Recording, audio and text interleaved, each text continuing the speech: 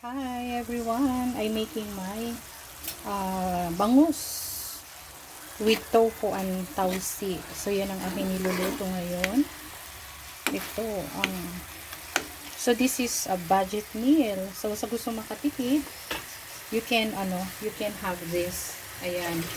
So for now, inaano ko lang siya. Sinusaw ko lang yung konting water, konti lang. Para at least pagkakulo niyan, magsisip in pa yung mga lasa ng ating tausi. Ayan, I put native na sibuyas dito. Tapos naglagay ako ng konting luya lang para sa tanggal ng lasa.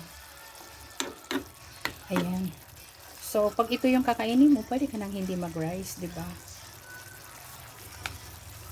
Huwag mo lang siyang alatan. Make sure na, huwag mo na siyang lagyan ng asin. Para matansya mo, pwede mo siyang papakin without rice. It's yummy. Yummy, yummy.